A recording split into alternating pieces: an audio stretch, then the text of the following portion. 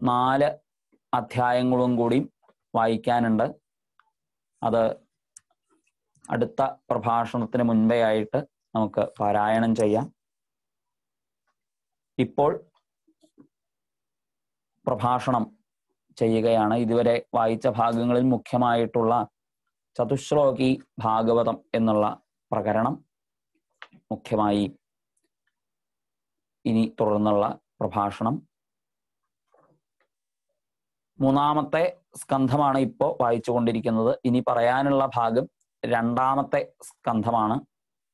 2ാമത്തെ സ്കന്ധത്തിലേക്ക് പ്രവേശിക്കുമ്പോൾ അതിൻ്റെ തുടക്കത്തിൽ ശുകബ്രഹ്മർഷി പരീക്ഷിത് മഹാരാജാവിൻ്റെ ചോദ്യങ്ങൾക്ക് മറുപടി പറഞ്ഞുകൊണ്ടാണ് ആരംഭിക്കുന്നത്.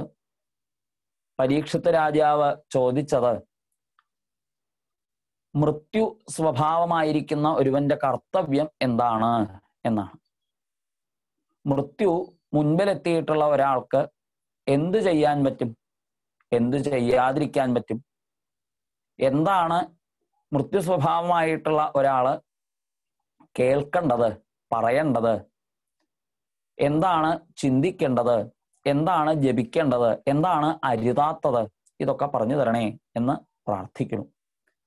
അതനുസരിച്ചിട്ടാണ് ശുകബ്രഹ്മർഷി 2ാമത്തെ സ്കന്ധത്തിന്റെ തുടക്കത്തിൽ നന്നായി നന്നായി എന്ന ചോദ്യത്തെ അഭിനന്ദിച്ചുകൊണ്ട് പരീക്ഷത്തിന് മറുപടികൾ കൊടുക്കുന്നത്. പരീക്ഷത്ത് ചോദിച്ച ചോദ്യം ലോകത്തിന് മുഴുവനും ഉപകാരമായി തീർന്നു. അതെപ്രകാരത്തിൽ എന്നാണെങ്കിൽ, ആത്മവിത്തുക്കൾക്ക് സമ്മതമായിരിക്കുന്ന ചോദ്യമാണ് ഇത്. എന്ന് വെച്ചാൽ ആത്മജ്ഞാനികളായിരിക്കുന്ന ആളുകൾ ലോകത്തിന് വിതരണം ചെയ്യണം എന്ന് എന്തെങ്കിലും ഒന്നിനെ വിതരണം ചെയ്യണമെന്ന് വിചാരിക്കുന്നുണ്ടെങ്കിൽ അത് ഈ ചോദ്യത്തിനുള്ള മറുപടി ആണ്.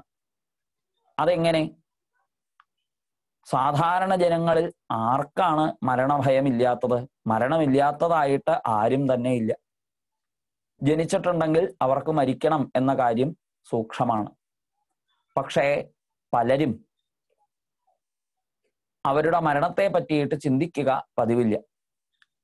രാവ് മുഴുവനും നിദ്രയായിട്ടും പകല് മുഴുവനും സമ്പാദനാദികൾക്ക് വേണ്ടിയിട്ടും അവര് ചെലവാക്കുന്നു. അവർക്ക് യഥാർത്ഥത്തിൽ കേൾക്കേണ്ടതായ ആത്മതത്വത്തെ പറ്റിയിട്ട് കേൾക്കാൻ ശ്രമിക്കാതെ മറ്റ് ആയിരക്കണക്കിന് വിഷയങ്ങളെക്കുറിച്ച് കേട്ടും പറഞ്ഞും ഒക്കെ സമയം ചെലവഴിക്കുന്നു. ഇത് ശരിയായിട്ടുള്ള കാര്യമല്ല. കാരണം സ്വദേഹമടക്കം ഭാര്യ, കുട്ടികള്, ധനം, ഇങ്ങനെയുള്ളവയൊക്കെ ഉണ്ടല്ലോ. ശരീരം, കളത്രം, സുതം, ബന്ധുവർഗം, വയസ്യം, ധനം, സദ്മ, ഭൃത്യം, ഭുവഞ്ച സമസ്തം പരിത്യജ്യ ഹാ കഷ്ടം ഏകോ ഗമിഷ്യാമി ദുഃഖേന ദൂരം കിലാഹം എന്ന് ആദിശങ്കര ഭഗവത്പാദർ തൻ്റെ വിഷ്ണു ഭുജംഗ സ്തോത്രത്തിൽ വർണ്ണിക്കുന്നുണ്ട്. അപ്പോ ഇവിടെ ശ്രദ്ധേയമായിട്ടുള്ള സംഗതി, ഇവയ്ക്കൊന്നും നമ്മളുടെ കൂടെ വരാൻ സാധിക്കുകയില്ല. ശരീരമടക്കം ഇവിടെ ഉപേക്ഷിച്ച് നാം ഏകനായി ഇവിടുന്ന് പോകേണ്ടതായൊരു സ്ഥിതി ഉണ്ട്. അപ്പോ അങ്ങനെ പോകുന്നതിന് മുമ്പേ താൻ വന്നവനല്ല എന്ന് തിരിച്ചറിവുണ്ടായി കഴിഞ്ഞാൽ പോകുന്നതിനെ സംബന്ധിച്ച് പിന്നെ അയാൾക്ക് വ്യഥ ആവശ്യമില്ല. പോകുന്നതിനെ കുറിച്ച് ദുഃഖിക്കേണ്ടി വരുന്നത് എപ്പോഴാണ്?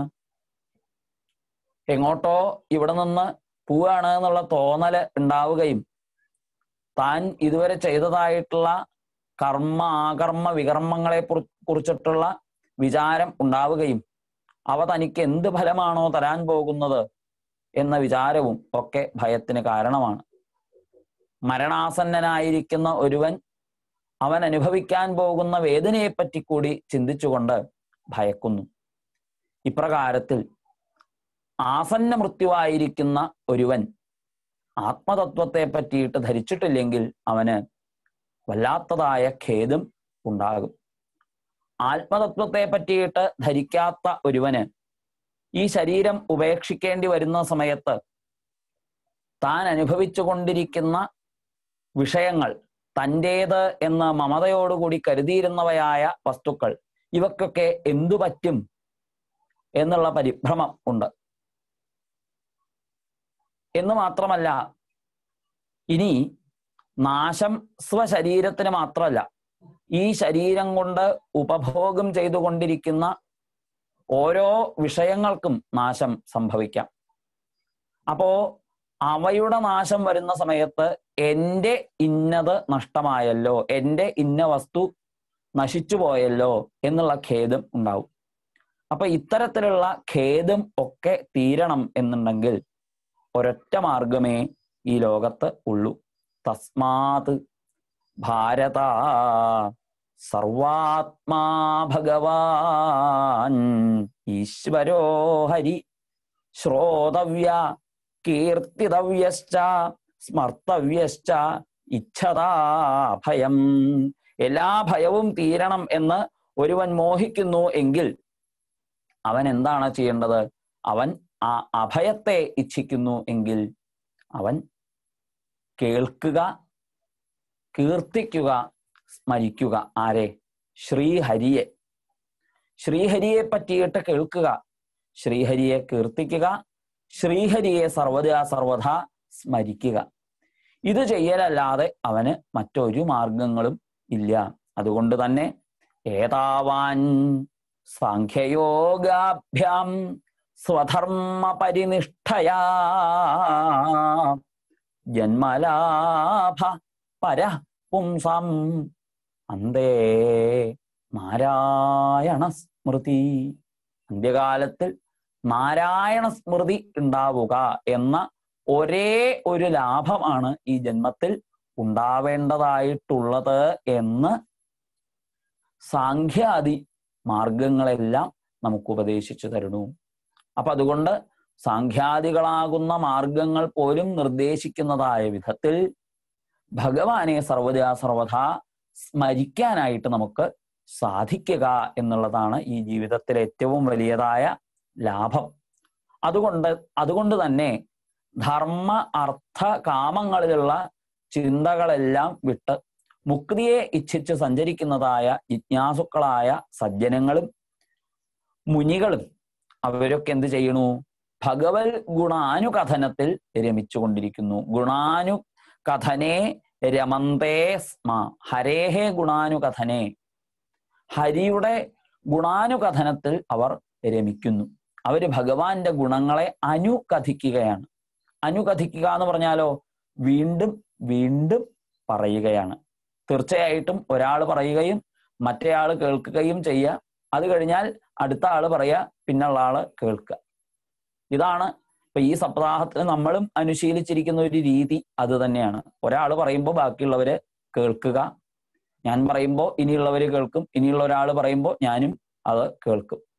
അപ്പൊ അപ്രകാരത്തിൽ പരസ്പരം പറഞ്ഞും കേട്ടും ഹരിയുടെ ഗുണ അനുകഥനം ചെയ്യുക എന്നത് മാത്രമാണ് ഈ മരണ ഭയം ഇല്ലാതെയാവാനുള്ള ഒരേ ഒരു വഴി.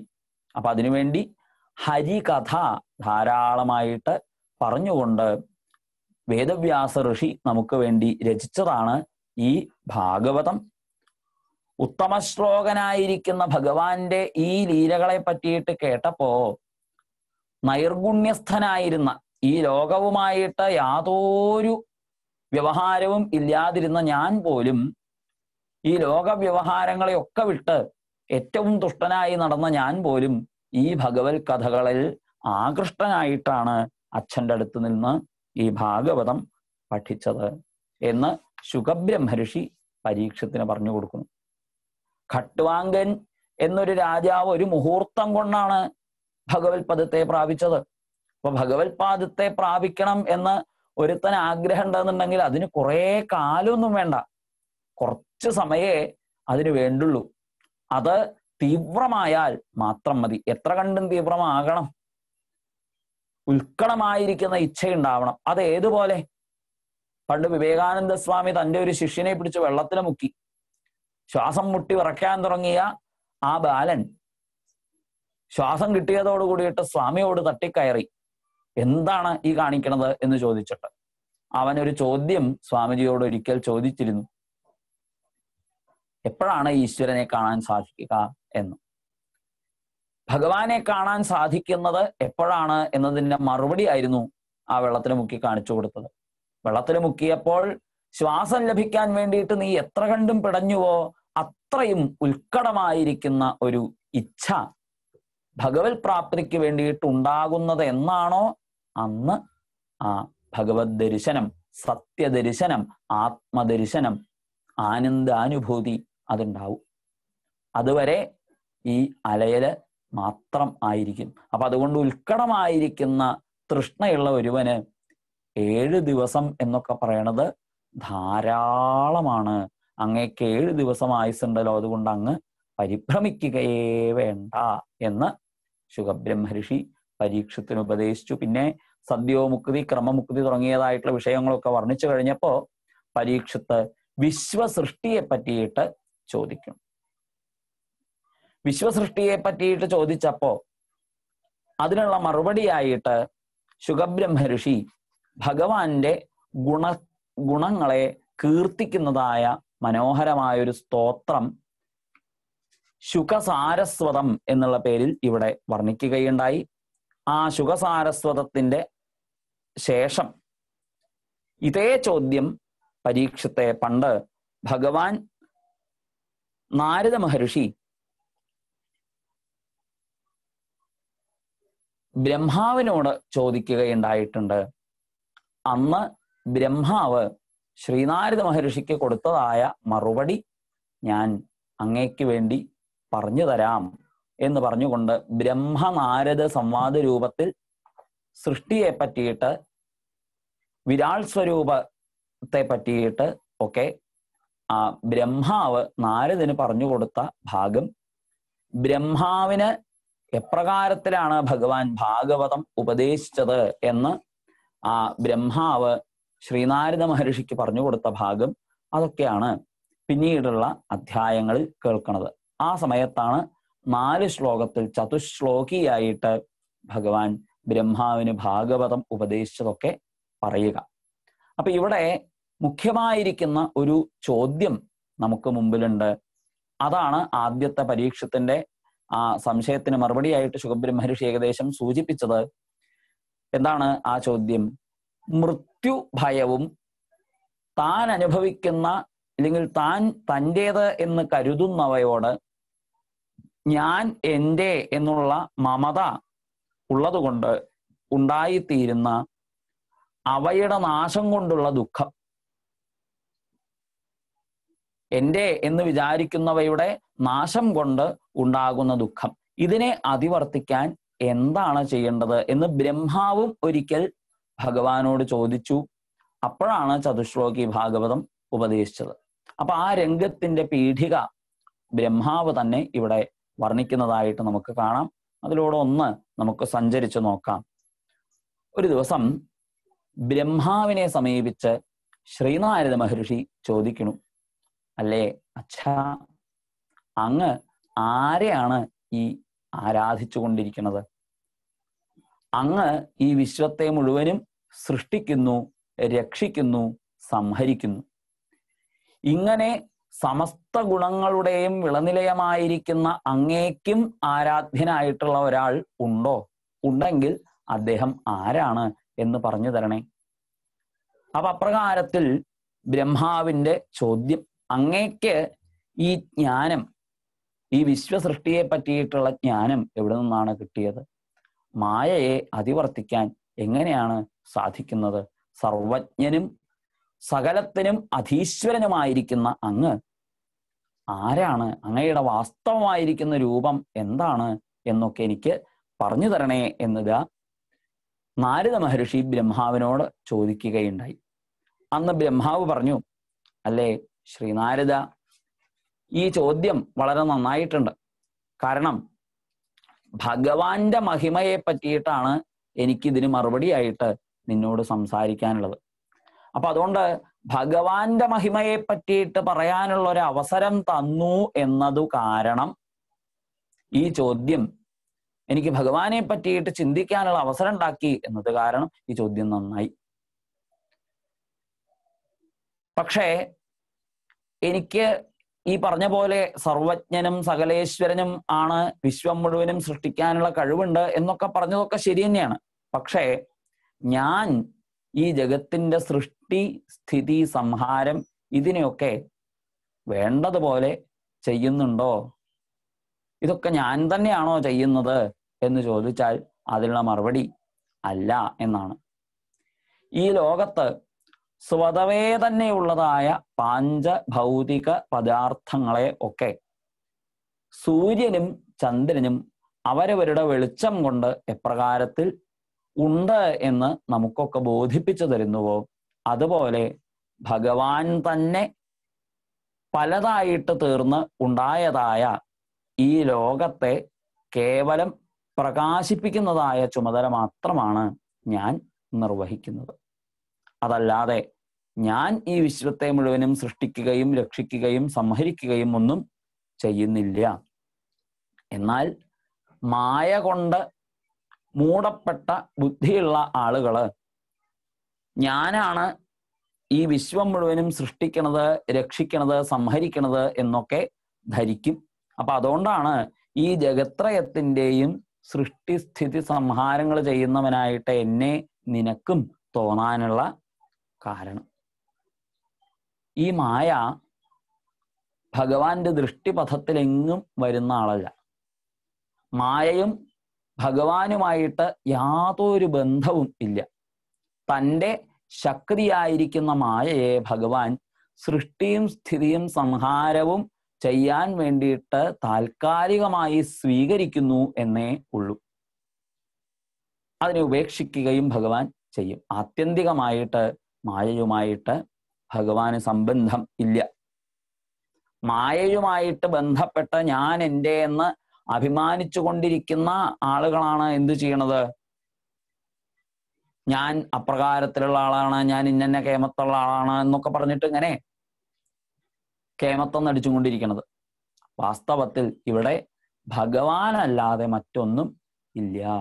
നാരായണ പരാ വേദ, നാരായണ പരാ മഖ, നാരായണ പരാ ദേവാ, ദേവാ നാരായണ അങ്കജ, നാരായണ പരം ജ്ഞാനം, നാരായണ പരം തപ, നാരായണ പരോ യോഗ, നാരായണ പരാ ഗതി എന്നൊക്കെ അവിടെ ബ്രഹ്മാവ് പറഞ്ഞു കൊടുക്കണം. നാരായണ പരമാണ് എല്ലാ അറിവുകളും. ഒരുവൻ അവൻ സമ്പാദിക്കുന്നതായ സർവ വിജ്ഞാനങ്ങളുടെയും സാരത്തെ അനുഭവിക്കുന്നത് എപ്പോഴാണോ അപ്പോൾ മനസ്സിലാകുന്നു താൻ ഈ നാരായണനെ പറ്റിയിട്ടാണ് അറിയേണ്ടിയിരുന്നത്, അറിയേണ്ടത്, അറിഞ്ഞത് എന്ന്. എല്ലാ തപസ്സും നാരായണനിലേക്ക് നയിക്കുന്നതാണ്.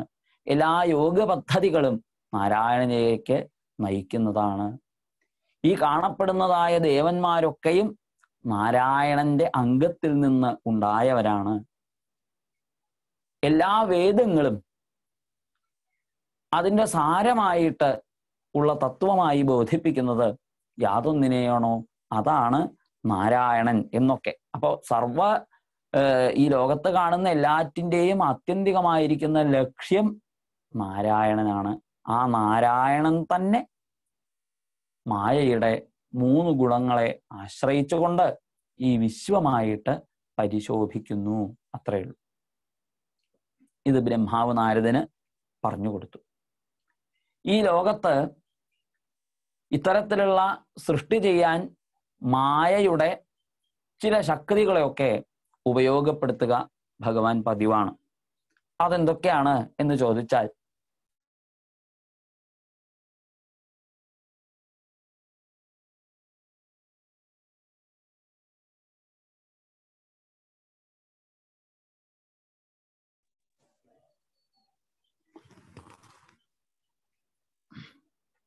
സാത്വിക, രാജസ, താമസ ഗുണങ്ങൾ മായയിൽ അന്തർലീനമാണ്. അപ്പൊ മായയിൽ നിന്ന് ഉണ്ടാകുന്നതായ ഈ സാത്വിക, രാജസ, താമസ ഗുണങ്ങളെ ഉപയോഗപ്പെടുത്തിയും കൊണ്ട് ഭഗവാൻ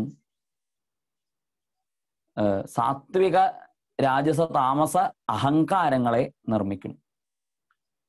കാലശക്തി കൊണ്ട് യാദൃച്ഛികമായി ഈ 3 ഗുണങ്ങളും ത്രിവിധ അഹങ്കാരങ്ങളായിട്ട് പരിഭാസിക്കുന്നു. അതിൽ താമസ അഹങ്കാരത്തിൽ നിന്ന് തന്മാത്രകൾ ഒക്കെ ഉണ്ടായി, പഞ്ചഭൂതങ്ങളൊക്കെ അവിടുന്ന് ഉണ്ടായി. പിന്നെ ജ്ഞാനേന്ദ്രിയങ്ങളും കർമ്മേന്ദ്രിയങ്ങളും ഒക്കെ രാജസ ഗുണത്തിൽ നിന്ന് ഉണ്ടായി. സാത്വിക അഹങ്കാരത്തിൽ നിന്ന് ഉണ്ടായവയാണ് ദേവന്മാര്, മനോബുദ്ധി അഹങ്കാര ചിത്തങ്ങളാകുന്ന 4 അന്ധഃകരണങ്ങൾ എന്നിവ. അപ്പോ ഇപ്രകാരത്തിൽ മായയുടെ ഈ 3 തരത്തിലുള്ള അഹങ്കാരങ്ങളെ കൊണ്ട് ഉണ്ടായവയായ 10-24 സാധനങ്ങളുടെ സഞ്ചയമാണ് ഈ പ്രപഞ്ചം.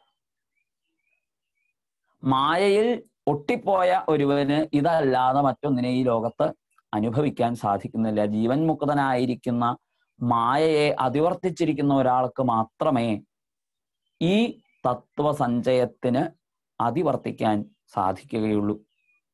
അതുകൊണ്ട് ഇന്ദ്രിയങ്ങളെ കൊണ്ട് ഒരിക്കലും അറിയാൻ കഴിയാത്തതായ ആ ഭഗവാനെ ആർക്ക് മാത്രമേ അറിയാൻ സാധിക്കൂ എന്ന് ബോധിപ്പിക്കണു? സമാശ്രയിക്കുന്ന ഭക്തർക്ക് മാത്രമേ അറിയാൻ സാധിക്കുള്ളൂ. അന്യഥാ ശരണം നാസ്തി എന്ന് ശരണാഗതി പ്രാപിക്കുന്നവർക്ക് മായാതീതനായിരിക്കുന്ന ഈ ലോകത്ത് എന്തൊക്കെ തരത്തിലുള്ളത് സംഭവിച്ചാലും അതിൽ കുലുങ്ങാതിരിക്കാൻ സാധിക്കുന്നത് ആർക്ക് മാത്രമാണ്? മായാതീതനായിരിക്കുന്ന ഭഗവാനെ യാതൊരു കാരണവുമില്ലാതെ അകാരണമായിട്ട് ശരണാഗതി പ്രാപിക്കുന്നത് ആരാണോ അവര് മാത്രമാണ് എന്നവിടെ ബോധിപ്പിക്കുകയുണ്ടായി. പിന്നെ ഈ മായയുടെ ശക്തികൾ കൊണ്ട് തന്നെ യാദൃച്ഛികമായി വികസിച്ചവയാണ് കാലം, കർമ്മം, സ്വഭാവം എന്നിവ. ഈ കാലകർമ്മ സ്വഭാവങ്ങളെ പ്രപഞ്ചത്തെ സൃഷ്ടിക്കാനായിട്ട് ഭഗവാൻ സ്വീകരിക്കുകയുണ്ടായി. ഈ 3 മായയുടെ ശക്തികളും ഭഗവാന്റെ സാന്നിധ്യം കൊണ്ട് വികസിച്ചവയാണ്. ജീവരൂപേണ ഈ 24 തത്വങ്ങളിൽ ഭഗവാൻ പ്രവേശിക്കുന്നതോടു കൂടിയിട്ട് കാലം, കർമ്മം, സ്വഭാവം എന്നിവ ഓരോ ശരീരങ്ങൾക്കും ഉണ്ടായിത്തീരുന്നു. ഇത് 3 ക്രമേണ ഇവിടെ വർത്തിക്കുന്ന സമയത്ത് ത്രിഗുണങ്ങൾക്ക് ക്ഷോഭം സംഭവിച്ച് ഇവിടെ ചിന്തകളും മനസ്സും ഒക്കെ നമുക്ക് പ്രവർത്തിക്കണു. അത് നിമിത്തമായിട്ട് വിഷയഭോഗങ്ങൾ ഉണ്ടാവുന്നത് കൊണ്ട് ഈ കർമ്മങ്ങളിൽ നിരന്തരം ഉള്ള ചേർച്ച കൊണ്ട് നമുക്ക് എന്ത് തോന്നുന്നു? ഞാൻ ചെയ്യുന്നു, ഞാൻ അനുഭവിക്കുന്നു എന്നുള്ള ഒരു വിചാരം ഉണ്ടായിത്തീരുന്നു. അപ്പൊ മായാശക്തിയാകുന്ന കർമ്മത്തിൽ നിന്ന് പരമാത്മാവായിരിക്കുന്ന ഭഗവാന്റെ സാന്നിധ്യം കൊണ്ട് ഉണ്ടായതായ ആ കർമ്മം ചെയ്യാനുള്ള പ്രഭാവം, ആ ഭഗവാനെ മറന്ന് ഇത് തൻ്റേതാണ്, തൻ്റെ കഴിവാണ് എന്നുള്ളൊരു ധാരണ അവിടെ ഉണ്ടാവാൻ ജനങ്ങൾക്ക് കാരണമായിത്തീരുന്നു. ഇല്ലെങ്കിൽ ഈ ലോകത്തുണ്ടായതായ സർവ്വതിനും അങ്ങനെ ഒരു വിചാരം നിമിത്തം താൻ വേറെ എന്നുള്ളൊരു ചിന്ത ഉണ്ടായിത്തീരുന്നു. ഇപ്രകാരത്തിൽ ഓരോ ഗുണങ്ങൾക്കും ക്ഷോഭം നിമിത്തം വികാരങ്ങൾ പ്രാപിക്കുന്നത് കൊണ്ട് ഉണ്ടായിത്തീർന്നതായ ഓരോ ഇന്ദ്രിയങ്ങളും, ഓരോ തന്മാത്രകളും, ഓരോ ദേവതകളും, ഓരോ ഭൂതങ്ങളും ഇതൊക്കെ ഭഗവാനിൽ നിന്ന് ഭിന്നമാണ് എന്നുള്ളൊരു ധാരണ, ആ ധാരണയെ അതിവർത്തിക്കണം. ഇതൊക്കെ ഭഗവത് സ്വരൂപം തന്നെയാണ് എന്ന് ബോധിക്കാറാവണം. അപ്പൊ അതിനു വേണ്ടിയിട്ട് വിരാൾ സ്വരൂപ ഉൽപ്പത്തിയെ പറ്റിയിട്ട് പിന്നെ അവിടെ പറയുന്നുണ്ട്. ഭഗവാൻ ഞാൻ പലതായി തീരട്ടെ എന്ന് ഇച്ഛിക്കുകയും അങ്ങനെ പലതായി തീരാൻ വേണ്ടിയിട്ട് ഇച്ഛിച്ച സമയത്ത് തനിക്ക് വാസസ്ഥാനമായിട്ട് കാരണജലത്തെ കൽപ്പിക്കുകയും ആ കാരണജലത്തിൽ അനേകം കൈകളും അനേകം കാലുകളും അനേകം ശിരസ്സുകളും ഒക്കെ ഉള്ളവനായിട്ട് ഭഗവാൻ ഒരു രൂപത്തെ സ്വീകരിച്ച് പ്രവേശിക്കുകയും ചെയ്തു. അപ്പൊ ഈ ഓരോ അംഗങ്ങളിലും, വിരാട് പുരുഷന്റെ ഓരോ അംഗങ്ങളിലും 10 ഇന്ദ്രിയാധിഷ്ഠാന ദേവതകളും മഹാഭൂതങ്ങളും ഇന്ദ്രിയങ്ങളും തന്മാത്രകളും ഒക്കെ ഇരിക്കുന്നു.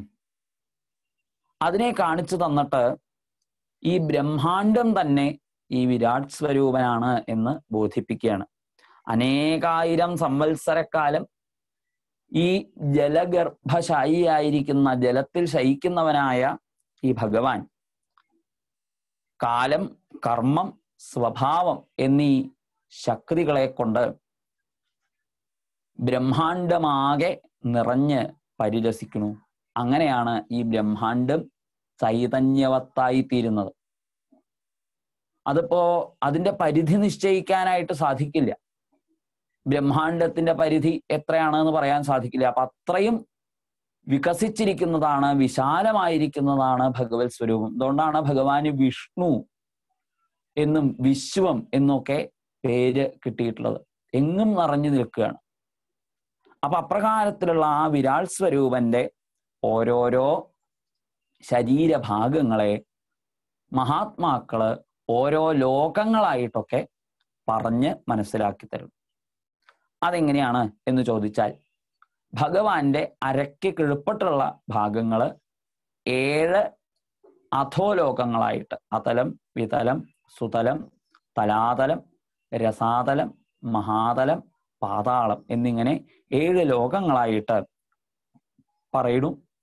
അരക്കെട്ടും അതിന് മേപ്പട്ടും ഉള്ള ഭാഗങ്ങൾ ഭൂർലോകം, ഭുവർലോകം, മഹർലോകം, ജനലോകം, തപോലോകം, സത്യലോകം എന്നിങ്ങനെയുള്ള മേപ്പട്ടുള്ള ലോകങ്ങളായിട്ടും പറയുന്നു.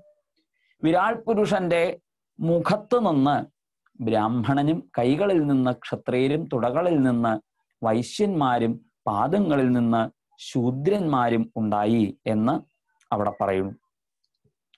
ഇനി വിരാട് പുരുഷന്റെ പാദങ്ങളെ,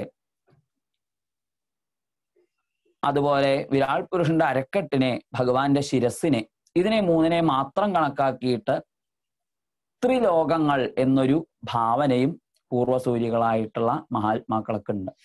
അപ്പൊ 14 ലോകങ്ങളായിട്ട് 3 ലോകങ്ങളെ വിശാലമാക്കി കാണിക്കുന്നതായ ഒരു സമ്പ്രദായം പണ്ട് മുതലൊക്കെ തന്നെ നിലനിൽക്കുന്നുണ്ട് എന്ന് അവിടെ പറഞ്ഞ് മനസ്സിലാക്കി തരികയാണ്. വിരാട് പുരുഷന്റെ മുഖത്ത് നിന്ന് വാക്ക് എന്നുള്ള ഇന്ദ്രിയം ഉണ്ടായി. ആ വാക്കിന്റെ അധിഷ്ഠാന ദേവതയായിരിക്കുന്ന അഗ്നിയും ഭഗവാന്റെ മുഖത്ത് നിന്നാണ് ഉണ്ടായത്. വിരാട് പുരുഷന്റെ മുഖത്ത് നിന്നുണ്ടായ വാക്ക് ഗായത്രിഷ്ണികനുഷ്ടുപ്ച ബൃഹതി പങ്ക്തിരേവച തൃഷ്ടു ജഗത്യതിച്ഛന്തോഹി അത്യഷ്ടി ജഗത് വിരാട്ട് എന്നിങ്ങനെയുള്ള വ്യത്യസ്തങ്ങളായ ഛന്ദസ്സുകൾ. ഈ ഛന്ദസ്സുകളൊക്കെ ഭഗവാന്റെ ത്വക്ക്, മാംസം, രുധിരം, മേധസ്, മജ്ജ, അസ്ഥി തുടങ്ങിയതായ ധാതുക്കളിൽ നിന്ന് ഉണ്ടായിരിക്കുന്നതാണ്. ദേവന്മാരുടെ അന്നത്തിന്റെ പേര് ഹവ്യം എന്നാണ്. പിതൃക്കൾ ഭുജിക്കുന്ന അന്നത്തിന്റെ പേര് കവ്യം ആണ്. അതുപോലെ മനുഷ്യരുടെ അന്നം അമൃത്, മധുരം, കയപ്പ്, ഉപ്പ്, പുളിപ്പ് ഇങ്ങനെയുള്ള ഷഡ് രസങ്ങള് ഇതൊക്കെ ഈ വിരാട് പുരുഷന്റെ നാവിൽ നിന്ന് ഉണ്ടായവയാണ്. ഭഗവാന്റെ നാസികയിൽ നിന്ന് ഉണ്ടായതാണ് നാസിക എന്നുള്ള ഇന്ദ്രിയം. അതിൻ്റെ ഒപ്പം തന്നെ പ്രാണാപാനാദികളാകുന്ന പഞ്ചപ്രാണങ്ങളും അവിടെ നിന്ന് ഉണ്ടായി. ആ ഘ്രാണേന്ദ്രിയത്തിൽ നിന്ന് അശ്വിനി ദേവന്മാരുണ്ടായി. അതുപോലെ ധാന്യങ്ങൾ അദ്ദേഹത്തിന്റെ നാസികയിൽ നിന്ന് ഉണ്ടായി. ഗന്ധങ്ങളും അദ്ദേഹത്തിന്റെ നാസികയിൽ നിന്ന് ഉണ്ടായി. വിരാട് പുരുഷന്റെ കണ്ണുകളിൽ നിന്ന് രൂപങ്ങൾ ഉണ്ടായി. സൂര്യചന്ദ്രന്മാര് അദ്ദേഹത്തിന്റെ ചക്ഷുരേന്ദ്രിയത്തിൽ നിന്നുണ്ടായി. അതുപോലെ പ്രകാശമാനമായിരിക്കുന്ന ദിവ്യ ലോകങ്ങൾ അദ്ദേഹത്തിന്റെ കണ്ണുകളിൽ നിന്ന് ഉണ്ടായവയാണ്. എന്നിങ്ങനെ ഓരോ ഇന്ദ്രിയങ്ങളിൽ നിന്നും, ശ്രോത്രേന്ദ്രിയത്തിൽ നിന്ന് ആകാശം, ശബ്ദം, ഇതൊക്കെ ഉണ്ടായി. അതുപോലെ ഭഗവാന്റെ കാതുകളിൽ നിന്ന് ദിക്കുകൾ ഉണ്ടായി. അതുപോലെ തീർത്ഥങ്ങൾ ഉണ്ടായി. അപ്പൊ ഇവിടെയൊക്കെ നമുക്കൊരു കാര്യം കൂടിയും ചിന്തിച്ചാൽ മനസ്സിലാക്കാം. ഈ ഇന്ദ്രിയങ്ങളൊക്കെ ഏത് വിധത്തിൽ ഉപയോഗിക്കപ്പെടുന്നു എന്നുള്ളതും കൂടി ഇതിനൊപ്പം മനസ്സിലാക്കാം. ഇപ്പൊ കാത്, ശബ്ദം കേട്ട് കഴിഞ്ഞാൽ നമുക്കത് ഇന്ന ദിക്കിൽ നിന്നാണ് എന്ന് മനസ്സിലാവും. അപ്പൊ ദിക്കിന്റെ ഒരു ജ്ഞാനം ഉണ്ടാവുന്നത് കാത് നിമിത്തമായിട്ടാണ്. വാഗിന്ദ്രിയം ഉള്ളത് കൊണ്ടാണ് സംസാരിക്കാൻ പറ്റുന്നത്. അതുപോലെ തന്നെ രസന കൊണ്ട് രസം ആസ്വദിക്കാൻ, ഈ ഷഡ്രസങ്ങളെ ആസ്വദിക്കാൻ നമുക്ക് സാധിച്ചു കൊണ്ടിരിക്കുന്നു. അപ്പൊ ഇതൊക്കെ വിരാട് പുരുഷനിൽ നിന്ന് ഉണ്ടായതാണ്. ആ വിരാട് പുരുഷന്റെ ശരീരത്തെ പ്രവർത്തിപ്പിക്കാനായിട്ട് യാതൊരു പരമാത്മാവ് പ്രവർത്തിച്ചുവോ ആ പരമാത്മാ അംശഭൂതന്മാരാണ് ഇവിടെയുള്ള സർവരും എന്നതുകൊണ്ട് ഇവയൊക്കെ നമുക്കും ഇതുപോലെ തന്നെ ഉണ്ടാവുകയും അവയെ കൊണ്ട് ഈ വിധത്തിലുള്ള ഉപയോഗങ്ങളൊക്കെ ഉണ്ടാവുകയും ചെയ്തു. അപ്പൊ ഇങ്ങനെയൊക്കെ വിരാട് പുരുഷനിൽ നിന്നാണ് ഈ വിശ്വത്തിലുള്ള എല്ലാം ഉണ്ടായിരിക്കുന്നത് എന്ന് പറഞ്ഞു തന്നുകൊണ്ട് പിന്നെ പറയണു, വിരാട് പുരുഷന്റെ തന്നെ വിരാട് പുരുഷനെ പോലെ തന്നെ ഈ ലോകത്ത് പിന്നെ എല്ലാവരുടെയും ഉള്ളിലുള്ള മറ്റൊന്നാണ് മായ. അതിനെ അതിവർത്തിക്കാനായിട്ട് എല്ലാവരും ശ്രമിക്കുന്നത് താന്താങ്ങളുടെ ഇന്ദ്രിയങ്ങളെ കൊണ്ട് തന്നെയാണ്. മായയാൽ ആവരണം ചെയ്യപ്പെട്ടതായ മനോബുദ്ധികളെ കൊണ്ട് ഒരുവൻ അന്വേഷിച്ചാൽ കണ്ടെത്താൻ സാധിക്കാത്ത വിധത്തിൽ ഇരിക്കുന്നതായ ആ സത്യവസ്തുവിനെ ബോധിക്കണം എന്നുണ്ടെങ്കിൽ മായയുടെ അതിർത്തിയെ കടക്കാൻ സാധിക്കണം. ഈ മായയുടെ അതിർത്തി അതെവിടെയാണെന്ന് ചോദിച്ചാൽ ഭഗവാന് പോലും അറിയില്ല എന്നാണ് അവിടെ പറയണത്. ആകാശം പോലെ വിസ്തൃതമായിരിക്കുന്നതാണ് ആ മായാശക്തി. ആ മായാശക്തിയുടെ അതിർത്തി, ആകാശത്തിന്റെ അതിർത്തി എവിടെയാന്ന് ചോദിച്ചാൽ എവിടെ ആകാശത്തിന്റെ അതിർത്തി? അങ്ങനെ പറയാൻ സാധിക്കില്ല. എന്നതുപോലെ തന്നെ മായയുടെ അതിർത്തിയും പറയാൻ സാധിക്കില്ല. അത് ഭഗവാന് പോലും പറയാൻ സാധിക്കില്ല എന്നിരിക്കെ ബ്രഹ്മാദി ദേവന്മാർക്കോ നാരദാദി ഋഷികൾക്കോ ഇതിനെ പറ്റിയിട്ട് പറഞ്ഞു തരാനായിട്ട് സാധിക്കുവോ? അപ്പൊ അവർക്ക് പോലും പറ്റാത്തത് പിന്നെ സാമാന്യ മനുഷ്യന് സാധിക്കുവോ എന്നൊക്കെ അവിടെ ബ്രഹ്മാവ് നാരദിനോട് ചോദിക്കുന്നുണ്ട്. ഭഗവാന്റെ മായ കൊണ്ട് മയങ്ങിപ്പോയതായ ബുദ്ധിയോട് കൂടിയതായിട്ടുള്ള ഒരാൾക്കും പല രൂപത്തിൽ പല ഭാവത്തിൽ പ്രകാശിച്ചു കൊണ്ടിരിക്കുന്നതായ ഈ ജഗത്തിന്റെ സാരം എന്ത് എന്നറിയാൻ സാധിക്കില്ല. അതുകൊണ്ട് തന്നെ ഓരോരോ ആളുകളും അവരവരുടെ നിലയിൽ ഈ ലോകത്തെ അറിഞ്ഞുകൊണ്ടിരിക്കുന്നു. ലോകം എന്ന് പറഞ്ഞാൽ എപ്രകാരത്തിൽ ഒരുവൻ അറിയുന്നുവോ അപ്രകാരത്തിൽ ഇരിക്കുന്നത് എന്നാണ്. ലോകനം ചെയ്യപ്പെടുന്നതിനെയാണ് ലോകം എന്ന് പറയണത്. ഇപ്പൊ എന്റെ കാഴ്ചപ്പാടിലുള്ള ഒരു ലോകമായിരിക്കില്ല ഇനി ഒരാളുടെ കാഴ്ചപ്പാടിലുണ്ടായിരിക്കുക. അതിന് കാരണം ഓരോരുത്തരും വിഭിന്നങ്ങളായ അഭിമാനത്തോടു കൂടിയവരാണ്. അവരുടെ അഭിമാനത്തിന് ഹേതു മായയാണ്. അതിനെ അതിവർത്തിക്കാത്തിടത്തോളം കാലം എന്താണ് ഈ വിശ്വം എന്നുള്ളത് അറിയാൻ സാധിക്കുക ഇല്ല എന്നവിടെ ബോധിപ്പിക്കുന്നുണ്ട്. അപ്പോ നമ്മളാകട്ടെ ഭഗവാന്റെ അവതാര ലീലകളെയൊക്കെ ധാരാളമായിട്ട് കീർത്തിച്ചുകൊണ്ടിരിക്കുന്നു. അതിപ്പോ ഭഗവാനെ അറിഞ്ഞിട്ടാണോ? ഭഗവാനെ അറിഞ്ഞിട്ടല്ല ആരും ഭഗവാനെ പറ്റിയിട്ട് കീർത്തിക്കുന്നത്. അവനവന്റെ അറിവിനനുസരിച്ചിട്ട് ഓരോ ആളുകളും ഭഗവാനെ കീർത്തിച്ചുകൊണ്ടിരിക്കുകയാണ്. അതല്ലാതെ ഇന്നതാണ് ഭഗവാൻ എന്ന് കൃത്യമായിട്ട് ബോധിച്ചിട്ടല്ല സാധാരണ ആളുകള് ഭഗവാനെ കീർത്തിച്ചുകൊണ്ടിരിക്കുന്നത്. അപ്പൊ അങ്ങനെ ഒരാളാലും കീർത്തിച്ച് മുഴുമിക്കാൻ പറ്റാത്തതായ അത്രയും പ്രഭാവത്തോടു കൂടിയ ഭഗവാനെ ബ്രഹ്മാവ് അവിടെ വെച്ച് ഒന്നങ്ങനെ നമസ്കരിക്കുന്നതായിട്ടൊക്കെ ഭാഗവതത്തിൽ കാണാം.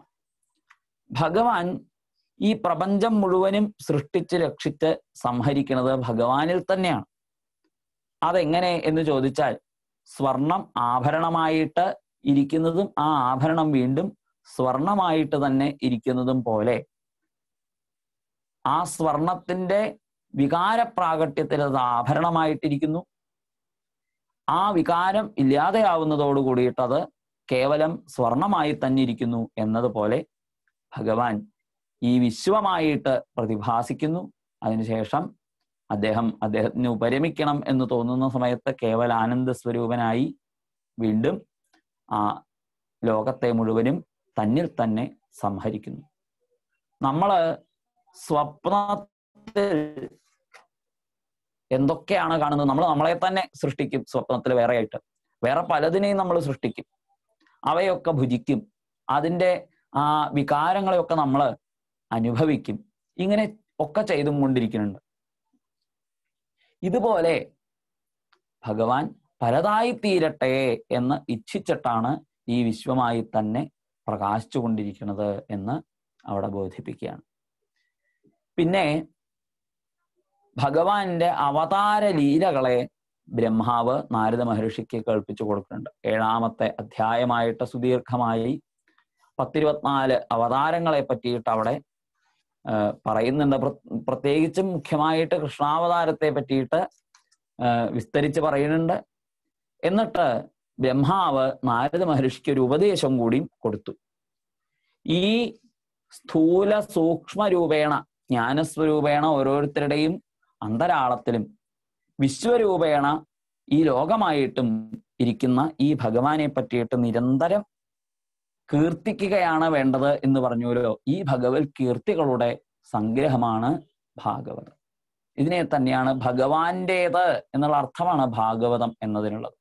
അപ്പൊ അതുകൊണ്ട് ഈ ഭാഗവതം എനിക്ക് അന്ന് ഭഗവാൻ ഉപദേശിക്കുകയുണ്ടായിട്ടുണ്ട്. ഇതിനെ ഞാൻ തനിക്ക് ഉപദേശിക്കണു. അല്ലേ നാരദ, ഇത് കേൾക്കുമ്പോൾ ഭക്തി ഉണ്ടാകുന്ന വിധത്തില് സജ്ജനങ്ങൾക്ക്, നല്ല മനസ്സുള്ളവർക്ക്, ജിജ്ഞാസയുള്ളവർക്ക് പറഞ്ഞു കൊടുക്കുക എന്നൊക്കെ അവിടെ കാണാം. അപ്പൊ ഭാഗവതം എങ്ങനെ വേണം ബാക്കിയുള്ളവർക്ക് പറഞ്ഞു കൊടുക്കാൻ? എല്ലാവരും ആത്മസ്വരൂപമായിട്ട് വിളങ്ങുന്നതായ ഭഗവാനെ, അദ്ദേഹത്തിന്റെ കീർത്തികളെ, അദ്ദേഹത്തിന്റെ അവതാര കഥകളെ ധാരാളമായിട്ട് ഭക്തി വർദ്ധിക്കുന്ന വിധത്തിൽ വേണം സജ്ജനങ്ങൾക്ക് പറഞ്ഞു കൊടുക്കാൻ എന്നുകൂടി അവിടെ ബ്രഹ്മാവ് കൂട്ടിച്ചേർക്കുന്നുണ്ട്. അതുപോലെ തന്നെ പിന്നെയും പരീക്ഷിത്ത് ചില ചോദ്യങ്ങളൊക്കെ ചോദിച്ചപ്പോ ശുകബ്രഹ്മർഷി വീണ്ടും അവിടെ ബ്രഹ്മാവിന് എപ്രകാരത്തിലാണ് ഭാഗവതം ഉപദേശിച്ചത് ഭഗവാൻ എന്ന് പറഞ്ഞു കൊടുക്കുകയാണ്. ബ്രഹ്മാവ് ഒരിക്കൽ തൻ്റെ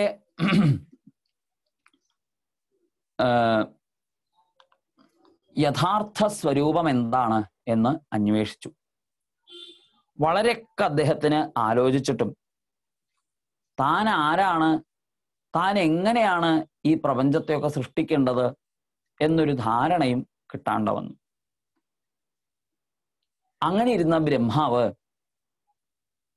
ദിക്കുകളൊക്കെ നിറഞ്ഞുകൊണ്ട് തപ തപ എന്ന് 2 തവണ കേട്ടു. ഈ 2 അക്ഷരങ്ങൾ കേട്ടതോടുകൂടിയിട്ട് ബ്രഹ്മാവ് 4 ഭാഗത്തേക്കും നോക്കി. അവിടെ ഒന്നും ആരെയും കണ്ടില്ല. എന്താണ് ഇതിന്റെ അർത്ഥം എന്ന് ആലോചിച്ചിട്ട് ബ്രഹ്മാവിന് മനസ്സിലായതും ഇല്ല.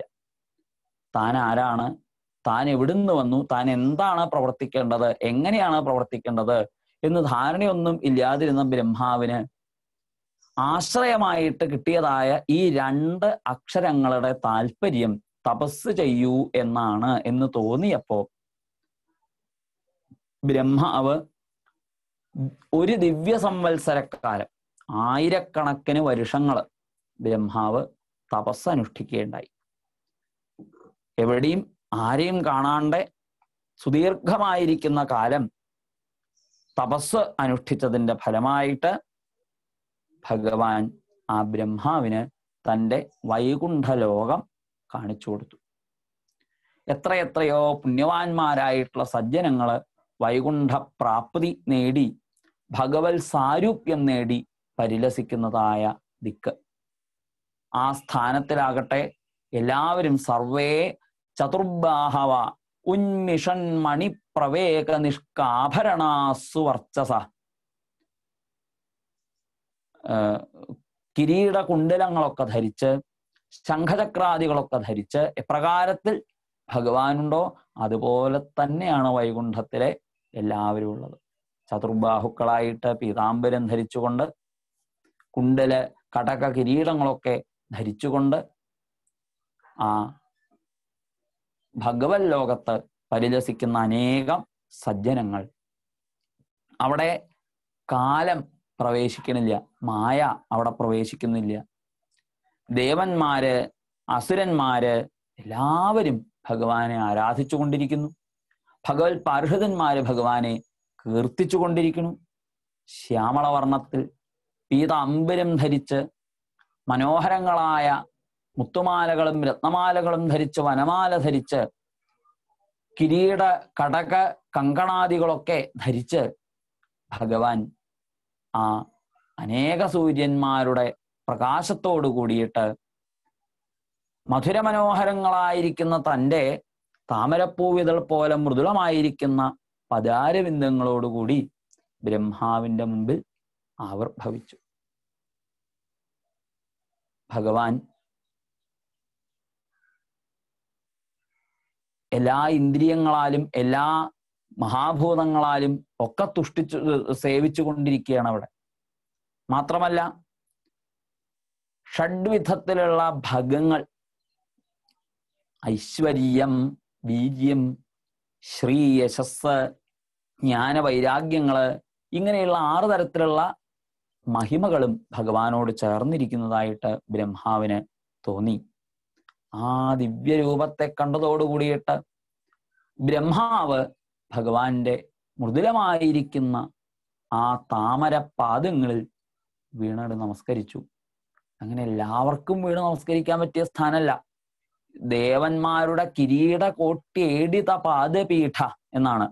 ദേവന്മാരുടെ കിരീടങ്ങളുടെ അറ്റം കൊണ്ട് ഭഗവാന്റെ പാദപീഠം ഒന്ന് സ്പർശിക്കാനൊക്കെ ചിലപ്പോൾ അവർക്ക് സാധിച്ചു എന്ന് വരും. അത്രയൊക്കെ ഉള്ളൂ. ഭഗവാന്റെ പാദത്തെ സ്പർശിക്കാനുള്ള യോഗ്യത അവർക്കൊന്നും ഇല്ല. അങ്ങനെ ഭഗവാൻ പാദം വെക്കുന്നതായ ആ പീഠം സജ്ജനങ്ങളൊക്കെ പറയാറുണ്ട്, മുമ്പേ ഉണ്ടായിരുന്ന ആചാര്യന്മാരൊക്കെ പറയാറുണ്ട്, ആരെങ്കിലുമൊക്കെ ദേവന്മാരൊക്കെ ഭഗവാനെ കാണാൻ വന്ന ആ പാദപീഠാണ് നീക്കിയിട്ട് കൊടുക്കത്രേ അവർക്ക് നമസ്കരിക്കാൻ. അന്ന് നമസ്കരിച്ചോട്ടെ എന്ന് വിചാരിച്ചിട്ട്. അല്ലാണ്ട് ഭഗവാന്റെ പാദത്തിന് നമസ്കരിക്കാൻ അവർക്ക് യോഗ്യത ഇല്ല. പക്ഷെ ബ്രഹ്മാവിന് അത് സാധിച്ചു.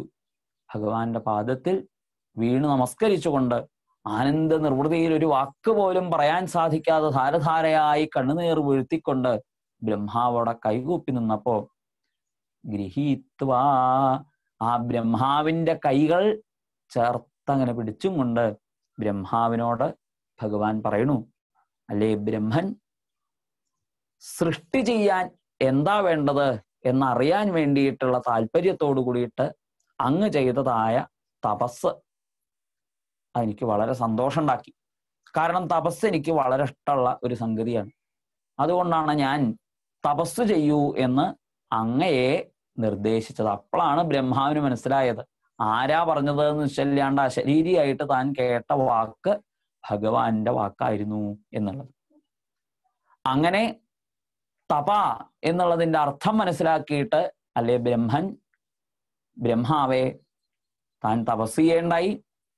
ഞാൻ ഈ വിശ്വം മുഴുവനും സൃഷ്ടിക്കുന്നത് തപസ് കൊണ്ടാണ്. തപസ് എൻ്റെ ഹൃദയമാണ്. തപസ് കൊണ്ടാണ് എന്നെ പ്രാപിക്കാൻ ഒരുവന് സാധിക്കുക.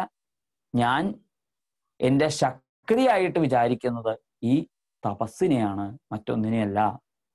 അതുകൊണ്ട് എന്താ വരം വേണ്ടത് വെച്ചാൽ എന്നോട് ചോദിച്ചോളൂ, ഞാനിപ്പോൾ തന്നെ തരുന്നുണ്ട് എന്ന് ബ്രഹ്മാവിനോട് ഭഗവാൻ പറഞ്ഞു. ബ്രഹ്മാവ് പറഞ്ഞു, സർവാന്തര്യാമിയായിരിക്കുന്ന ഭഗവാനെ, സർവദേവതാമയനും ഈ വിശ്വവും തന്നെ ആയിരിക്കുന്ന അല്ലയോ ഭഗവാനെ, അങ്ങേക്ക് അങ്ങയുടെ തന്നെ അംശമായിരിക്കുന്ന എൻ്റെ ആഗ്രഹം എന്താണ് എന്ന് ഇനി ഞാൻ ആദ്യം പറഞ്ഞു തന്നിട്ട് വേണോ? അതിൻ്റെ ആവശ്യമൊന്നുമില്ല.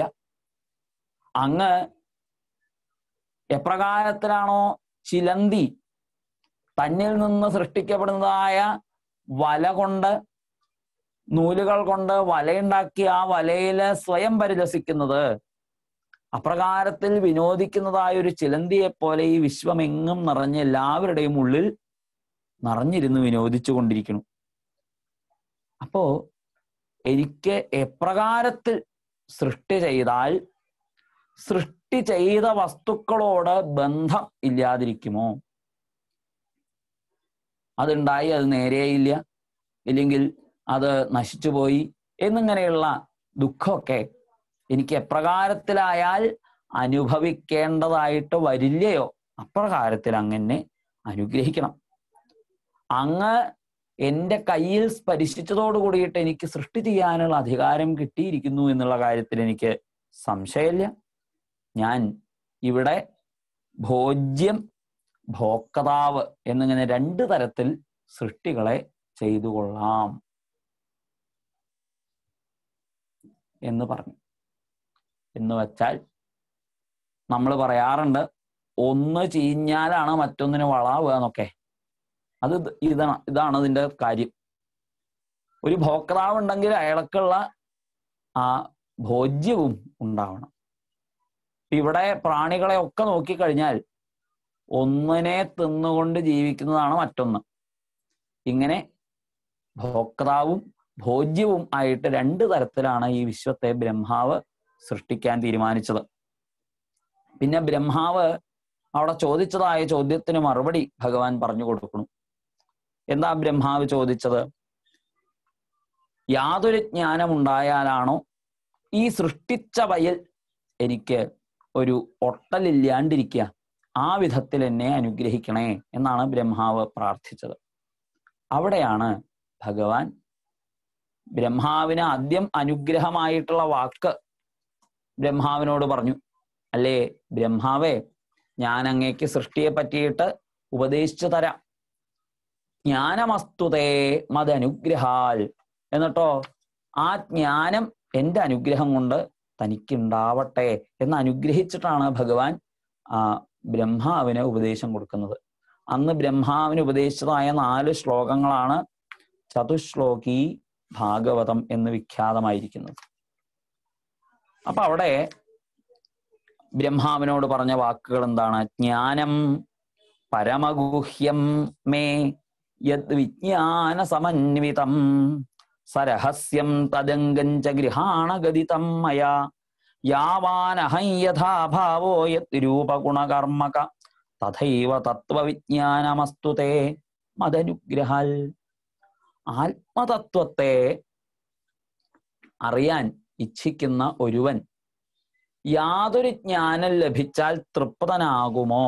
അതിന് വേണ്ടതായിട്ടുള്ള ആ വാക്കുകള് ഞാൻ അല്ലേ ബ്രഹ്മാവേ തനിക്ക് പറഞ്ഞു തരാം. ഇത് പരമരഹസ്യമായിട്ടുള്ളതാണ്. മാത്രമല്ല ഭക്തിയോടുകൂടി സാധന ചെയ്യുന്ന ഒരുവന് മാത്രമേ ഈ പറയുന്നതിൻ്റെ താല്പര്യം എന്താണെന്ന് സാവധാനം മനസ്സിലാക്കാൻ സാധിക്കുള്ളൂ. സാവധാനം എന്ന് പറഞ്ഞാൽ എന്താ? പതുക്കെ എന്നല്ല, അവധാനതയോടുകൂടിയിട്ട് ശ്രദ്ധയോടുകൂടിയിട്ട് മനസ്സിലാക്കാനായിട്ട് സാധിക്കുള്ളൂ. മാത്രമല്ല ഭഗവാന്റെ അനുഗ്രഹവും കൂടിയും വേണം. അവനവന്റെ സാധന മാത്രം പോരാ ഇത് മനസ്സിലാവണം എന്നുണ്ടെങ്കിൽ. അതാണ് യശോദമ്മയ്ക്ക് എപ്പോഴും ഒരു 2 കയറിന്റെ കുറവുണ്ടായിരുന്നത്, ആ 2 വിരല് നീളം കയറിന് കുറവുണ്ടായിരുന്നത്. അവിടെ ഭഗവാൻ കൃപയാ എന്ന് പറഞ്ഞു. അതാണ്, അതുപോലെയാണ് ഇവിടെ ബ്രഹ്മാവിനോട് എന്താണ് ഈ ജ്ഞാനം അസ്തുതേ, തത്വജ്ഞാനം ഉണ്ടാകട്ടെ. എങ്ങനെ? മദനുഗ്രഹാൽ, എൻ്റെ അനുഗ്രഹം കൊണ്ട്. ഇതാണ് ബ്രഹ്മാവിന് ആദ്യം ഭഗവാൻ കൊടുത്ത വാക്ക്. പിന്നെ പറഞ്ഞു കൊടുക്കണു, അഹമേവാസമേവാഗ്രേ നാന്യത് യത് സദസൽപരം പശ്ചാദഹം യദേതച്ച യോ വശിഷ്യേത സോസ്മ്യഹം എന്ന് പറഞ്ഞു ആദ്യം.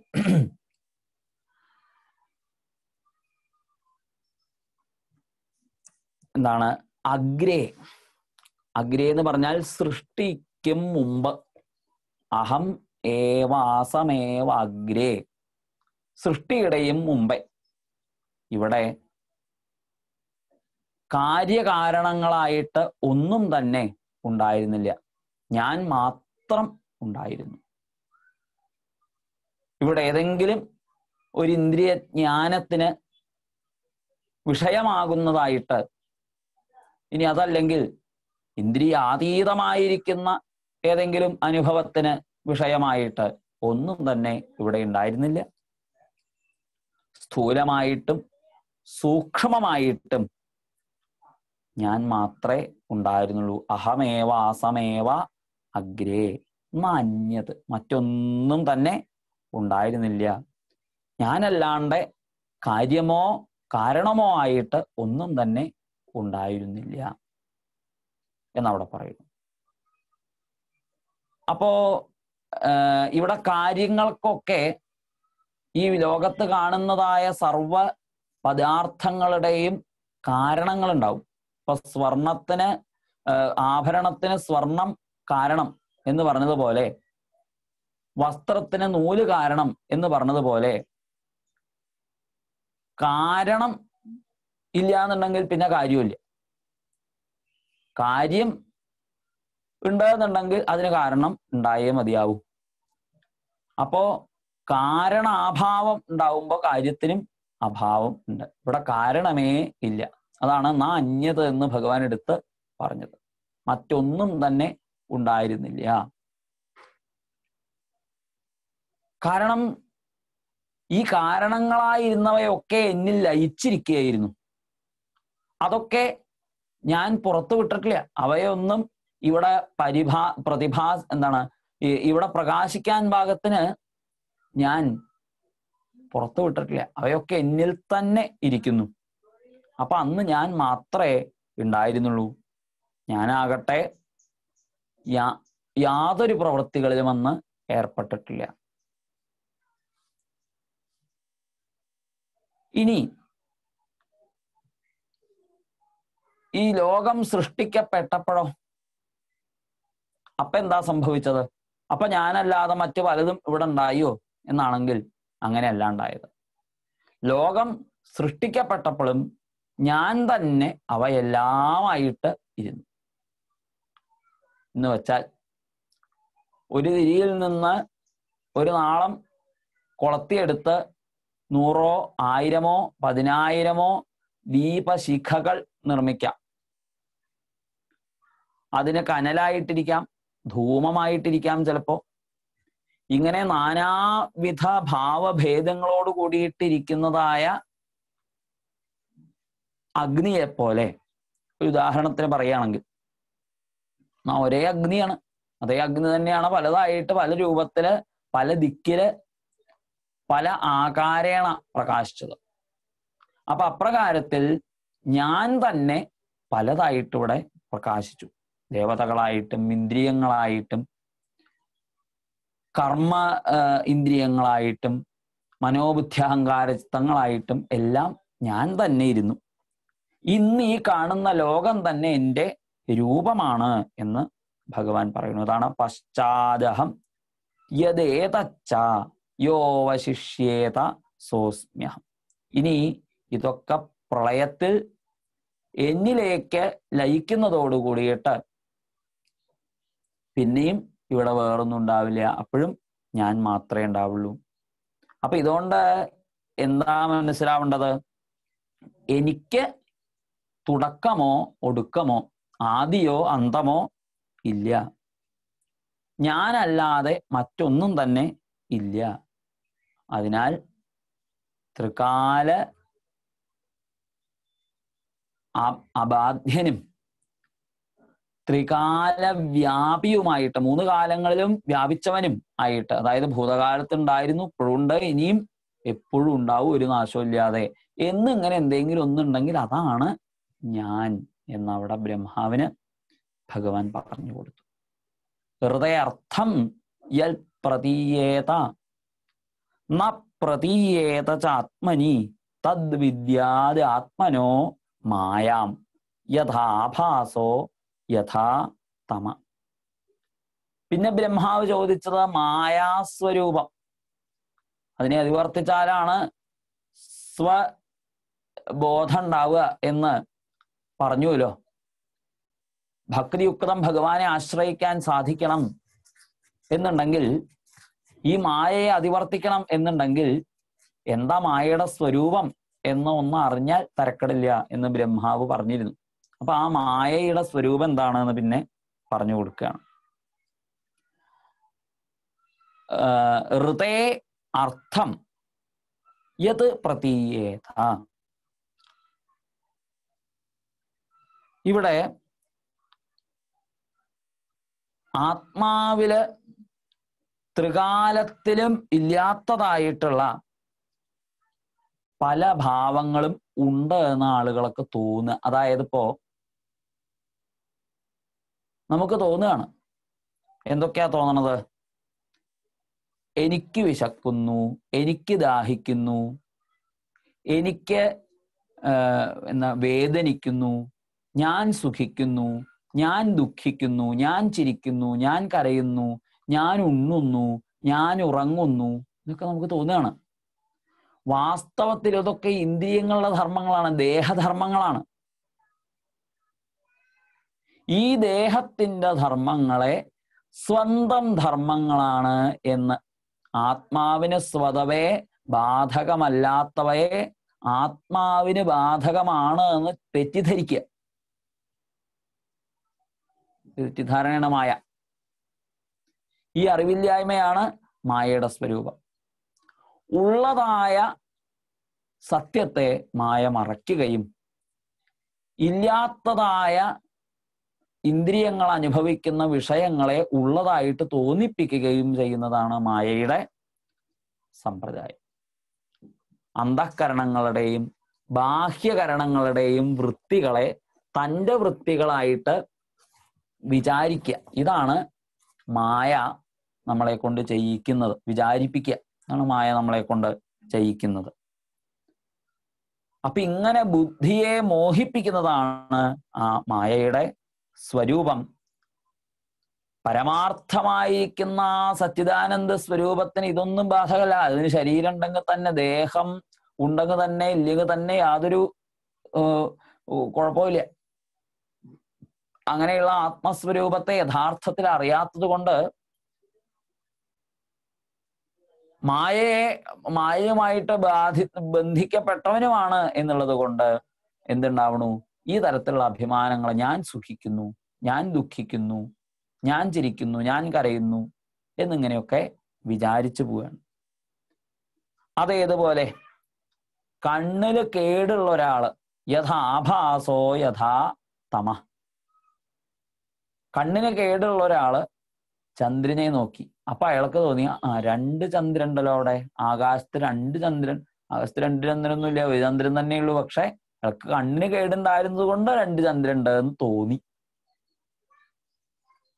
അതുപോലെ ജഡങ്ങളായിരിക്കുന്നതായ ഈ ദേഹം, ഇതിലുള്ള ഇന്ദ്രിയങ്ങള്, അന്തഃകരണങ്ങള്, ഇവയൊക്കെ പ്രകാശിപ്പിക്കുന്ന സച്ചിദാനന്ദത്തെ ശരിയായിട്ട് അറിയാതെ മായയാൽ ബാധിക്കപ്പെട്ടവനായിട്ട് ഈ ബാധിക്കപ്പെട്ടവരായിട്ട് ആളുകൾ എന്ത് ധരിക്കണു? ദേഹധർമ്മങ്ങളെ ആത്മധർമ്മങ്ങളായിട്ട് ധരിക്കുന്നു. അതിന് ഹേതുവായത് എന്താണോ ആ ശക്തിയാണ് മായ എന്ന് പറയുന്നത് എന്ന് സാരം. എന്ന് വെച്ചാൽ ഇനി അത് വിസ്തരിക്കുന്നുണ്ട് പല ഭാഗങ്ങളിലും. അപ്പൊ അത് ചുരുക്കി ഇപ്പൊ പറഞ്ഞു എന്ന് മാത്രം. ഇനിയുള്ള ഭാഗങ്ങളിലും അതൊക്കെ കേൾക്കാലോ. യഥാ മഹാന്തി ഭൂതാനി ഭൂതേഷു ഉച്ചാവചേഷു അനുപ്രവിഷ്ടാന്യപ്രവിഷ്ടാനി തഥാ തേഷു നേഷു അഹം. അപ്പൊ വിശ്വം തന്നെ ഭഗവാനാണ് എന്ന് പറയുമ്പോൾ അടുത്തൊരു സംശയം വന്നു. വിശ്വത്തില് പലതും ഉണ്ടായി നിലനിന്ന് നശിക്കുന്നുണ്ടല്ലോ, വിശ്വത്തിലെല്ലാം ഉണ്ടായി നിലനിന്ന് നശിക്കുന്നതാണ് എന്നുണ്ടെങ്കിൽ അപ്പൊ ഈ ഭഗവാന് ഈ ഉണ്ടായി നിലനിന്ന് നശിക്കുക എന്നുള്ളത് ബാധിക്കില്ലേ ആണ് അടുത്തൊരു സംശയം വരണത്. അപ്പൊ അവിടെ മറുപടി ആയിട്ട് പറഞ്ഞു,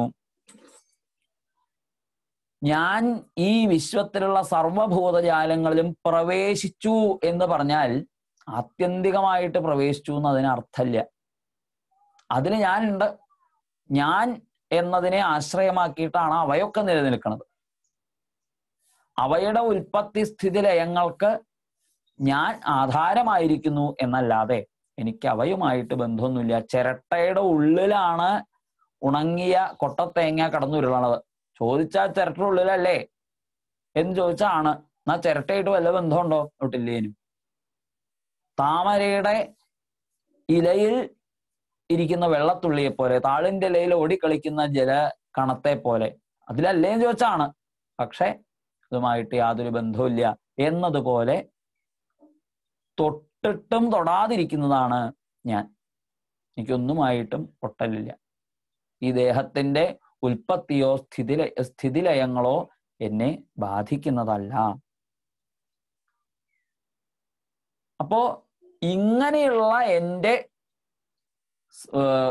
രൂപങ്ങൾ തന്നെയാണ് ബ്രഹ്മാവ് തുടങ്ങിയ എല്ലാമായിട്ടിരിക്കുന്നത് എന്നുള്ള ഏതാവദേവ ജിജ്ഞാസ്യം. ഇത് അറിഞ്ഞാൽ മതി. ആത്മതത്വത്തെ അറിയണം എന്ന് ആഗ്രഹിക്കുന്നവര് ഇതറിഞ്ഞാൽ ബാക്കി അവർക്ക് വിചാരിച്ചറിയാൻ സാധിക്കും.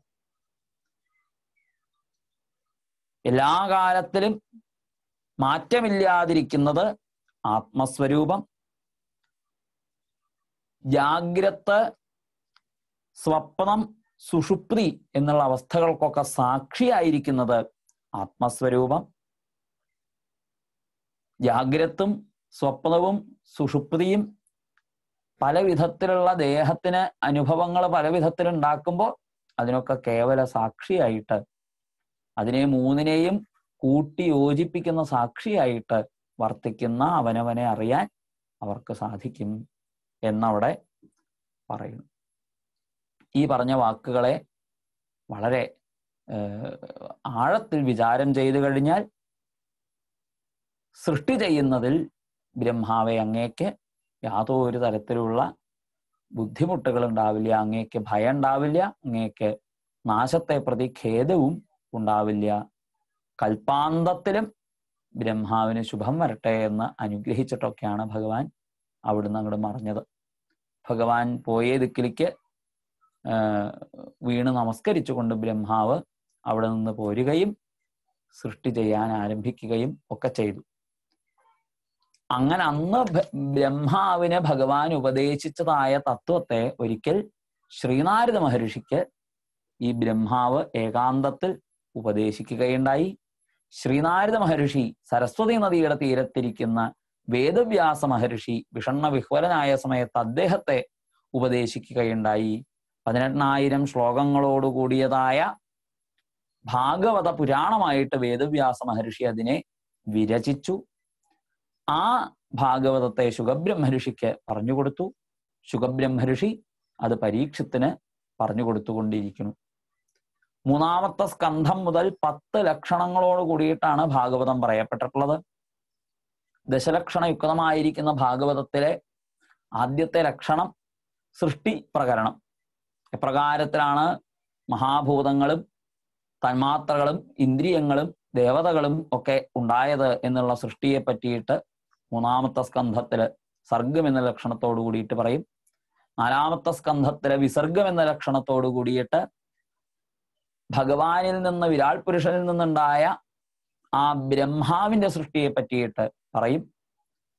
സൃഷ്ടിച്ചവയായ സർവ്വതിലും വിരാജമാനനായിരിക്കുന്ന ഭഗവാന്റെ വൈഭവത്തെ സ്ഥാനം എന്ന ലക്ഷണത്തോടു കൂടിയിട്ട് 5-ാമത്തെ സ്കന്ധത്തിലും തന്റെ ഭക്തന്മാരെ ഭഗവാൻ അനുഗ്രഹിക്കുന്ന കഥകളായിട്ട് 6-ാമത്തെ സ്കന്ധത്തിൽ പോഷണം എന്ന ലക്ഷണവും 7-ാമത്തെ സ്കന്ധത്തിൽ കർമ്മവാസനകളെ പ്രതിപാദിക്കുന്ന ഊതി എന്ന ലക്ഷണവും 8-ാമത്തെ സ്കന്ധത്തിൽ ഓരോ മന്വന്തരങ്ങളിലും ഭഗവാൻ സ്വീകരിച്ചതായ അവതാര കഥകളായിട്ട് മന്വന്തര അനുവർണ്ണനവും 9-ാമത്തെ സ്കന്ധത്തിൽ ഭഗവതാശ്രിതന്മാരായ സജ്ജനങ്ങളുടെ കഥകളാകുന്ന ഈശാനുചരിതം എന്ന ലക്ഷണവും തുടർന്ന് 10-ാമത്തെ സ്കന്ധത്തിൽ അന്യവിചാരങ്ങളിൽ നിന്ന് മനസ്സിനെ പിന്തിരിപ്പിക്കാൻ പാകത്തിലുള്ള നിരോധം എന്ന ലക്ഷണത്തോടുകൂടി കൃഷ്ണകഥകളും അന്യഥാരൂപങ്ങളെ ത്യജിച്ച് സ്വരൂപം എന്ത് എന്ന് ബോധിപ്പിക്കാൻ വേണ്ടിയിട്ട്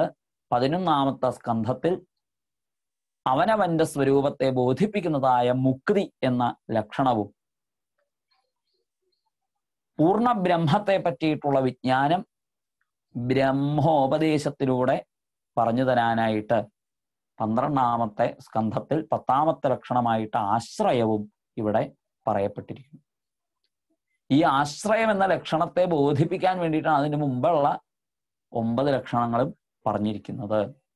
ഇതൊക്കെ കേട്ടതോടുകൂടിയിട്ട് പരീക്ഷിത്ത് ധർമ്മ അർത്ഥ കാമങ്ങളിലുള്ള എല്ലാ വിചാരങ്ങളും ഉപേക്ഷിച്ച് ആത്യന്തികമായ മുക്തി എന്ന ഒരൊറ്റ ലക്ഷ്യത്തെ ഉദ്ദേശിച്ചുകൊണ്ട് അവിടെ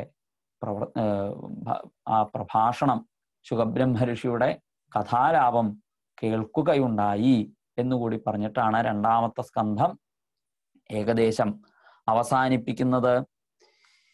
ഈ സ്കന്ധത്തിലെ വിഷയങ്ങൾക്ക് ശേഷം വിദുരോദ്ധവ സംവാദം തുടങ്ങിയതായ ഭാഗങ്ങളൊക്കെ നമ്മളിപ്പോ പാരായണം ചെയ്തു. ഇനി ഇതിന് ശേഷമുള്ള കുറച്ച് ഭാഗങ്ങളും കൂടി നമുക്കിപ്പോ വായിക്കാം. ഒരു 4 അധ്യായം വായിച്ച് ഇന്നത്തെ പാരായണം സമർപ്പിച്ചതിന് ശേഷം അടുത്ത പ്രഭാഷണം കേൾക്കാം. സർവത്ര ഗോവിന്ദനാമ സങ്കീർത്തനം. ഗോവിന്ദ ഗോവിന്ദ. ഹരേ രാമ രാമ രാമ ഹരേ ഹരേ, ഹരേ കൃഷ്ണ കൃഷ്ണ കൃഷ്ണ ഹരേ ഹരേ, ഹരേ രാമ രാമ രാമ ഹരേ ഹരേ, ഹരേ കൃഷ്ണ കൃഷ്ണ കൃഷ്ണ ഹരേ ഹരേ. ഓം നമോ ഭഗവതേ വാസുദേവായ. അഥ ഷോഡശോऽധ്യായഃ. ബ്രഹ്മോവാച. ഇതി തദ്ഗണതാം തേഷാം മുനീനാം യോഗധർമ്മിണാം പ്രതിസന്ധ്യ ജഗാദേദൻ വിഗുണ്ഠനിലയോ വിഭു. ശ്രീഭഗവാനുവാച. ഏതൗ തൗ പാരിഷദോ മഹ്യം ജയോ വിജയ ഏവ ച. തദർത്ഥീകൃത്യ മാം യദ്വോ ബഹ്വക്രാതാമതിക്രമം. യസ്ത്വേതയോ ഘൃതോ ദണ്ഡോ ഭവദ്ഭിർമാമനുവൃതൈഃ ത ഏവാനുവദോസ്മാഭിർമുനയോ ദേവഹേളനാൽ. തദ്വപ്രസാദയാമ്യദ്യ ബ്രഹ്മ ദൈവം പരമിഹിമേ. അധീത്യാത്മകൃതം മന്യേൽ സ്വഭുംഭിരതൽകൃതാ. യന്നാമാനി ച ഗൃഹാതി ലോകോ ഹൃത്യേകൃതാഗതി. സോ സാധുവാദസ്തകീർത്തിം ഹന്തി ത്വച വിവാമയാം. യസ്യാമൃതാമലയഃ ശ്രവണാവഗാഃ സദ്യഃ പുനാതി ജഗദാശ്വപദാദ്രിഗുണ്ഠാം. സോഹം ഭവദ്ഭ്യ ഉപലബ്ധസുതീർത്ഥകീർത്തിച്ഛിന്യാം സ്വബാഹുമപി വപ്രതികൂലവൃത്തിം. യത്സേവയാ ചരണപത്മപവിത്രരേണും സദ്യഃ ക്ഷതാഖിലമലം പ്രതിലബ്ധശീലം. നശ്രീർവിരക്തമപി മാം വിജഹാതി യസ്യാഃ പ്രേക്ഷാരവാർത്ഥ ഇതരേ നിയമാൻ വഹന്തി. നാഹം തഥാഗ്നി യജമാനഃ വിർമിതാനേശ്ചോദഘൃതപ്ലുതമദൻഹുതമുഖേന. യദ്ബ്രാഹ്മണസ്യ മുഖതഃ തുഷ്ടസ്യ മയ്യവഹൃതൈർ നിജകർമ്മപാകൈഃ. യേഷാം വിഭർമ്യഹം അഖണ്ഡ വികുണ്ഠയോഗമായ വിഭൂതിരമരാംഘ്രിരജഃ കിരീടൈഃ. വിപ്രാം സുകോലവിഷഹേളജിതരിഹാംഭ സദ്യ പുനാതി സഹ ചന്ദ്രലലാമലോകാൻ. യേ മേ തനുർദ്വിജവരാന്ദുഹതിർമദീയാ ഭൂതാന്യലബ്ധശരണാനി ച ഭേദബുദ്ധ്യാ. ദ്രക്ഷ്യന്ത്യഘക്ഷരദൃശോക്യഭിമന്യവസ്ഥാൻ ഗൃധ്രാരുഷാ മമ പുഷന്തിരിതന്തനേതോ. യേ ബ്രാഹ്മണാൻ മയി ധിയാക്ഷിപതോർച്ചയന്തസ്തുഷ്യധൃതസ്മിതസുധോക്ഷിതപ്രവക്ത്രാഃ. വാണ്യാനുരാഗകലയാത്മജവൽഗൃണന്തഃ സംബോധയന്തി അഹമിവാഹമുപാഠവസ്തൈഃ. തന്മേ ശോഭർത്തുരവസായമലക്ഷമാണൗ യുഷ്മദ്വ്യതിക്രമഗതിം പ്രതിപദ്യ സദ്യ. ഭൂയോ മമാന്തികമിതാം തദനുഗ്രഹോ മേ യൽ കൽപതാമചിരതോ ഹൃദയോ വിവാസ. ബ്രഹ്മോവാച. അഥ തസ്യോഹതിം ദേവീം ഋഷികുല്യാം സരസ്വതീം.